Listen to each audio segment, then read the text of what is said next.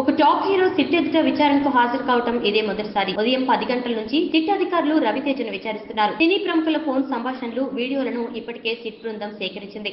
SIT విచారణకు పూర్తిగా సహకరిస్తా అన్నట్లు హీరో రవితేజ కార్యాలయానికి అడుగుపెట్టినట్లు కనిపిస్తోంది. ఇప్పటి వరకు విచారణలో లీక్ అయిన ప్రశ్నలు: జీసస్, కెల్విన్ విల్సన్ నుంచి మీకు ఎందుకు ఫోన్లు వచ్చాయి? విల్సన్ తో మీరు డ్రగ్స్ కోసమే మాట్లాడేవారా? మీ డ్రైవర్ శ్రీనివాస్ మీకు డ్రగ్స్ ఎవరి నుంచి తెచ్చేవాడు? దక్షిణాఫ్రికా నుంచి మీకు డ్రగ్స్ ను సరఫరా చేసేదెవరు? డ్రగ్స్ కొనుగోలుకు మీరు ఎంత డబ్బు ఏ రూపంలో చెల్లించేవారు? కెల్విన్ తో మీరు పార్టీలకు వెళ్లేవారా?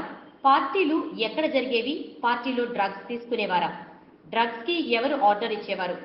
షూటింగ్లు లేని సమయంలో బ్యాంకాక్ కు ఎందుకు వెళ్తారు? డైరెక్టర్ పూరి జగన్నాథ్ తో మీకు ఎలాంటి సంబంధం ఉంది? కెల్విన్ మొబైల్లో మీ నంబర్ ఎందుకుంది? జీసస్ తో 6 ఏళ్ల నుంచి పరిచయం ఉందా?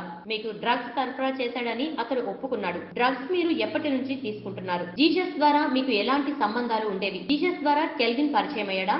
కెల్విన్ ద్వారా జీసస్ పరిచయం అయ్యాడా? జీసస్ ఇంటికే డ్రగ్స్ తీసుకుని వచ్చేవాడా? డ్రగ్స్ కేసులో అరెస్ట్ అయిన భరత్ కు ఎవరు డ్రగ్స్ సరఫరా చేసేవారు? భరత్ ఫోన్ లో కెల్విన్ నెంబర్ తో పాటు కొందరు ప్రముఖుల నెంబర్లు కూడా ఉన్నాయి. ఇలాంటి ప్రశ్నలు అడిగే అవకాశం ఉంది. డ్రగ్స్ లింక్ పై సిట్ అధికారుల వద్ద ఆధారాలు చూసి మాస్ మహారాజా ఉలిక్కిపడి ఊకొడతాడా? ఇప్పటికే 8 మంది సినీ ప్రముఖులను సిట్ విచారించిన సంగతి తెలిసిందే.